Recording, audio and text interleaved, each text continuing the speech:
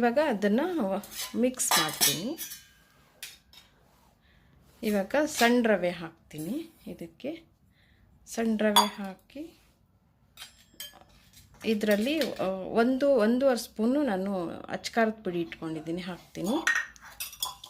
ಆಮೇಲೆ ಜೀರಿಗೆ ಪುಡಿ ಹಾಕ್ತೀನಿ. ಜೀರಿಗೆ ಪುಡಿ ಮತ್ತು ಇಂಗು 2 ಹಾಕ್ತೀನಿ.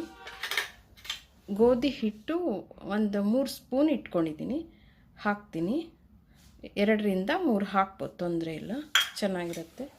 ಸರಿ, ರುಚಿಗೆ ತಕ್ಕಷ್ಟು. ಇದು ಅರ್ಧ ಟೀ ಸ್ಪೂನ್ಗಿಂತ ಕಡಿಮೆ ಇದೆ, ಅಷ್ಟೇ ಉಪ್ಪು ಹಾಕ್ತಿದ್ದೀನಿ, ಜಾಸ್ತಿ ಬೇಡ. ಇದು ಈ ಲೋಟದಲ್ಲಿ ನಾನು ಹಾಕಿರೋದು, ಅಂದರೆ ಈ ಲೋಟ ಬಂದು 3/4 ಪಾವು ಆಗುತ್ತೆ. ಇದು ಈ ಲೋಟ 3/4 ಪಾವು ಮತ್ತು ಒಂದು 3 ಸ್ಪೂನು ಗೋಧಿ ಹಿಟ್ಟು ಹಾಕಿದ್ದೀನಿ. ಮತ್ತು ಇದಕ್ಕೆ ಸ್ವಲ್ಪ ತುಪ್ಪ, ಒಂದು 3 ಸ್ಪೂನ್ ತುಪ್ಪ ಹಾಕ್ತೀನಿ ಟೀ ಸ್ಪೂನಲ್ಲಿ. ಹಾಕಿ ನೀಟಾಗಿ ಮಿಕ್ಸ್ ಮಾಡಿ ಸ್ವಲ್ಪ ನೀರು ಹಾಕಿ ಕಲಿಸ್ಕೋಬೇಕು. ಯಾಗಿ ತುಂಬ ಚೆನ್ನಾಗಿ ಬಂದಿದೆ, ಉಪ್ಪು ಖಾರ ಎಲ್ಲ ಸರಿಗಿದೆ. ಹೌದಾ?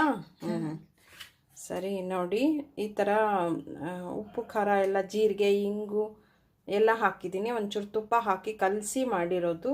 ಸಣ್ಣ ರವೆ ಮತ್ತು 2-3 ಸ್ಪೂನು ಗೋಧಿ ಹಿಟ್ಟು ಹಾಕಿ ನಾನು ಮಾಡಿದ್ದೀನಿ. ಮಕ್ಕಳಿಗೆ ಆರೋಗ್ಯಕ್ಕೆ ತುಂಬ ಒಳ್ಳೆಯದು, ಎಲ್ಲರೂ ತಿನ್ನಬಹುದು. ನಿಮ್ಮನೆಯಲ್ಲೂ ಹೀಗೆ ಮಾಡಿಕೊಂಡು ತಿಂದು ನನಗೆ ತಿಳಿಸಿ ಹೇಗೆ ಬಂತು ಅಂತ. ನನ್ನ ಚಾನಲ್ ಸಬ್ಸ್ಕ್ರೈಬ್ ಮಾಡಿ, ಶೇರ್ ಮಾಡಿ, ಸಪೋರ್ಟ್ ಮಾಡಿ. Thank you.